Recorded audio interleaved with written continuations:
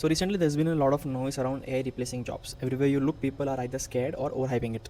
But when you actually look closely, the problem is not AI itself. The problem is how companies are choosing to use it.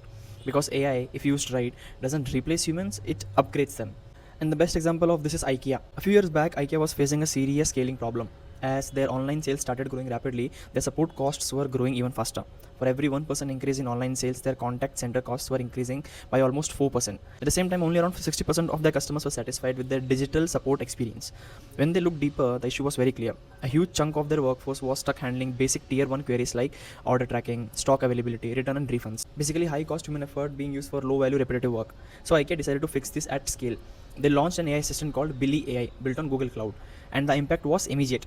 Billie started resolving between 47 to 57% of all customer queries on its own. It handled millions of conversations globally, 24/7 across multiple time zones. And in the first 2 years itself, it helped IKEA save nearly 13 million euros in operational cost. Now this is where most companies stop thinking. They see automation working and immediately move towards layoff, because logically less work equals to fewer people needed, right?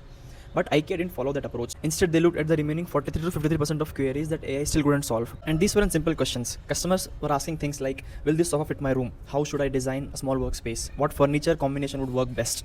These are not data problems, these are decision problems. So instead of removing 8,500 employees, IKEA made a very different move.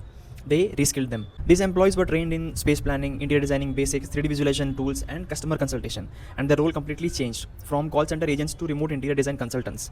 Now customers could book 45 to 60 minutes video consultations, share their room layouts, get personalized designs, mood boards, and complete product recommendations. And this didn't just improve experience, it created a new business.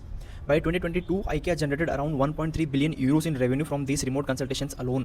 That's roughly 3.3% of their total sales coming from a channel that didn't even exist before. And now they're targeting 10% of total revenue from remote sales by 2028. So if you connect the dots, 47% queries automated, 8,500 employees reskilled, 13 million euros cost saved, and 1.3 billion new revenue generated.